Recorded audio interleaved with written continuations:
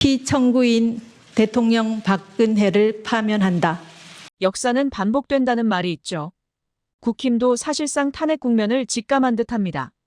홍준표는 박근혜 탄핵 전야가 그랬다면서 대통령과 당 지도부의 오기 싸움이 전국을 파탄으로 몰고 간 것이라 탄핵의 역사가 되풀이되고 있음을 알렸는데요. 이번만큼은 홍준표의 말이 맞는 것 같습니다. 한동훈은 대통령 반대가 모두가 사는 길이라며 공식적으로 탈윤을 선언했고, 이에 국힘 지지층 일부는 한동훈에 대한 손절을 시작한 듯한데요. 26일 있었던 박정희 추도식 내빈 소개 중 이름을 안 불린 한동훈에 대해 박근령은 실수라고 해명했습니다. 하지만 논란이 지속되며 한동훈이 박근령으로부터 외면당했다와 단순 실수다로 의견이 갈렸죠.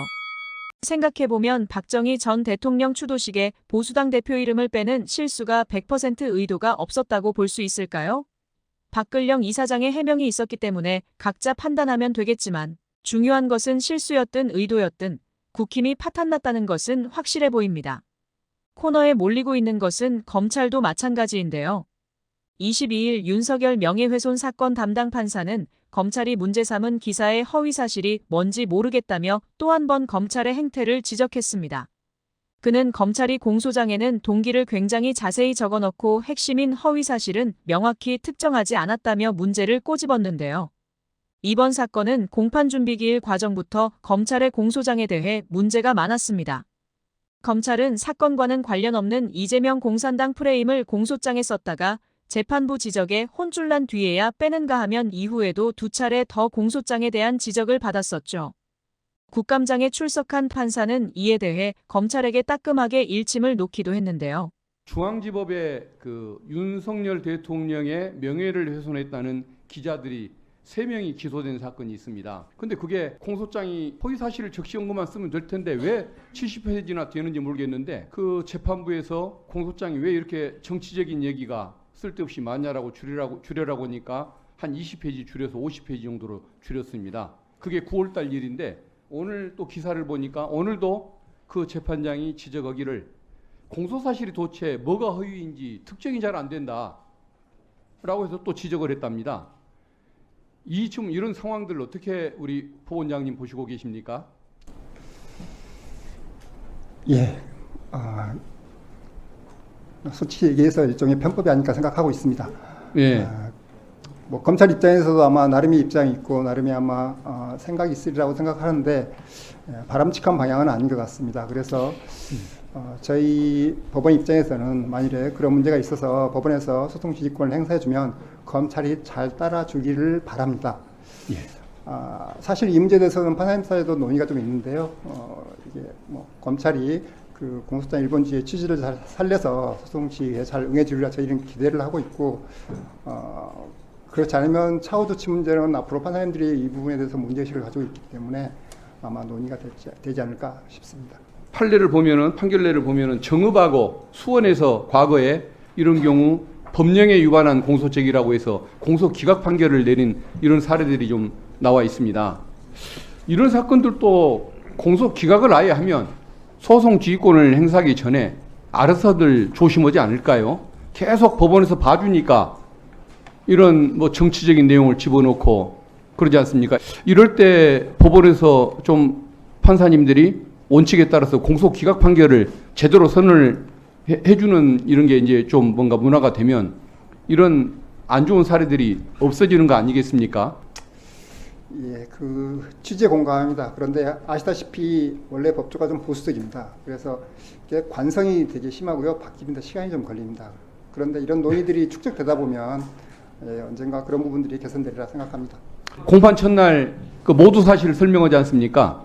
그러면 법에 보면은 공소 사실의 요지를 낭독하라고 그렇게 법에는 분명히 되어 있는데 검찰이 특히 정치인 사건들 PPT를 그냥 100쪽짜리를 만들어 와가지고 아예 증거 설명까지 이런 식으로 하면서 사실상 그 어떤 공소장 일본주의 정신을 어기는 이런 문화를 보이고 있는데 이건 역시도 조금 위법의 문제가 있다고 생각하지 않으십니까?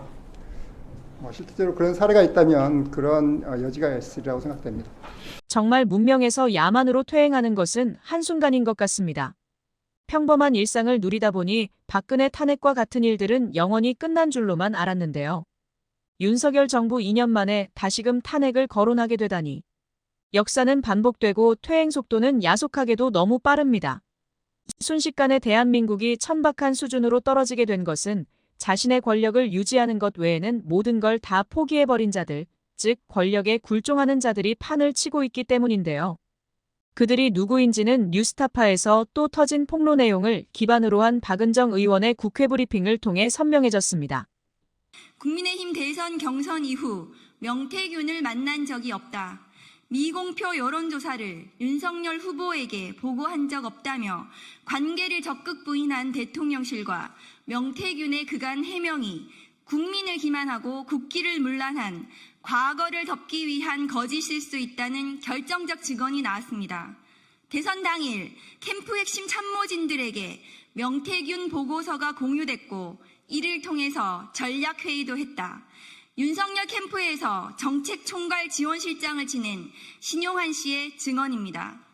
신용환 전 실장이 새롭게 공표한 미공표 여론조사는 지난 대선 국민의힘 회계 자료에는 그 내역이 없습니다. 이를 통해 명태균의 미공표 여론조사 비용은 공식 회계상 기록되지 않은 윤석열, 김건희 개인 채무였고 이를 김영선 공천으로 갚았다는 주장이 더 설득력을 얻게 되었습니다. 공천 헌금 대가성 여론조사 결과가 사실이라면 이는 뇌물죄 적용이 가능한 범죄 행위입니다. 뇌물죄 중에서도 가장 죄질이 나쁜 수뢰후 부정처사죄를 물어야 합니다. 특정 범죄 가중 처벌 등에 관한 법률상 수뢰액이 1억 원을 넘기면 무기 또는 10년 이상의 징역을 처하도록 되어 있습니다. 김영선 공천 뇌물로 의심되는 미공표 여론조사는 대선 당일 윤석열 캠프 핵심 참모진들의 전략 상황회의 회의 자료로 쓰였다고 합니다. 당시 윤석열 대선 캠프에서 아침에 진행한 전략 상황회의 멤버로는 윤재옥, 이철규, 김호진, 박민식, 이상휘, 강명구, 김은혜 등 여권 내 핵심 캠프 관계자들이 총망라되어 있습니다. 당시 당무와 선거를 총괄하는 국민의힘 사무총장은 한기호 의원이었습니다. 모두 여권에서 중책을 맡고 있는 분들입니다. 그 책임에서 자유로울 수 없습니다. 명태균을 대선 경선 이후 만난 적이 없다는 윤 대통령의 해명과 달리 명태균 박사발 국정 개입 의혹들로 지난 대선이 무효화될 수도 있는 도둑맞은 대선의 증거들이 쏟아지고 있습니다. 검찰과 공수처는 윤석열 대선 캠프의 정치자금법 위반과 뇌물 혐의를 신속하게 규명해야 합니다. 국민의힘은 지난 대선 과정의 불법을 국민들께 사죄하고 진상규명에 적극 협조해야 할 것입니다. 명태균 선생님을 따르는 희대의 검찰총장을 대선 후보로 만든 국민의힘은 스스로 보수 괴멸의 길을 자처했습니다. 윤석열 대통령이 가는 곳은 검찰이든 보수든 그 문을 닫아야 할 것입니다. 이제 국민의힘은 윤석열 대통령을 제 손으로 도려내야 살 수 있습니다. 더 이상 주저하지 말고 윤석열 대통령의 국민 기망, 국기문란, 불법 대선 비리 의혹 규명에 동참해 주기를 바랍니다. 그것이 불법 대선 의혹이 강력하게 제기되는 현 상황에서 국민들께 사죄하는 공당으로서의 최소한의 책임이자 도리일 것입니다. 김철옹 인천대 교수는 퇴임식에서 수여되는 대통령 훈장을 거부하며 주옥 같은 글을 함께 남겼습니다. 며칠 전 대학본부에서 정년을 앞두고 훈포장을 수여하기 위해 교육부에 제출할 공적조서를 작성해달라는 연락을 받았다. 공적조서 양식을 앞에 두고 여러 생각이 스쳐갔다. 먼저 지난 시간 대학 선생으로 내가 한 일들이 어떤 가치가 있었기에 내가 훈장을 받아도 되는가를 고민하게 되었다. 훈장이란 국가를 위해 희생하거나 뚜렷한 공로를 세운 자에게 수여되며 공로의 정도와 기준에 따라 받는 훈장이 다르다고 한다. 대학의 교수라고 하면 예전보다 사회적 위상이나 자긍심이 많이 낮아지기는 했지만 아직은 일정 수준의 경제 사회적 기득권층에 해당하는 사람이다. 이미 사회적 기득권으로 많은 혜택을 본 사람이 일정 이상 시간이 지나면 받게 되는 마치 개근상 같은 훈포장이 무슨 의미가 있을까 하는 생각이 들었다. 또한 훈포장 증서에 쓰일 수여자의 이름에 강한 거부감이 들었다.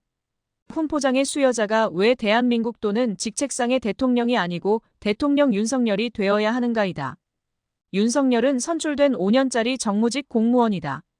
나는 만약에 훈포장을 받더라도 조국 대한민국의 명의로 받고 싶지, 정상적으로 나라를 대표할 가치와 자격이 없는 대통령에게 받고 싶지 않다. 무릇 훈장이나 포상을 하면은 받는 사람도 자격이 있어야 하지만 그 상을 수여하는 사람도 충분한 자격이 있어야 한다.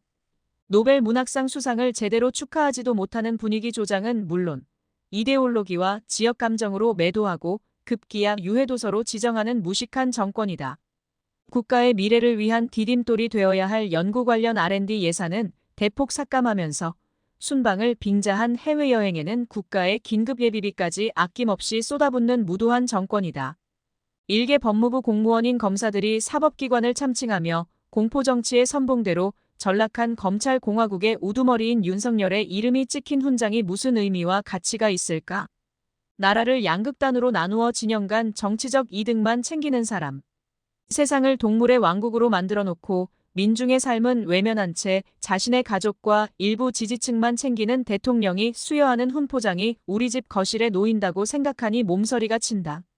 매 주말 용산과 광화문 그만 찾게 하고 지지율 20%이면 창피한 줄 알고 스스로 정리하라. 잘할 능력도 의지도 없으면 그만 내려와서 길지 않은 가을날에 여사님 손잡고 단풍이라도 즐기길 권한다. 훈장 안 받는 한풀이라 해도 좋고 용기 없는 책상물림 선생의 소심한 저항이라고 해도 좋다. 옛다. 이 훈장 자네나 가지게.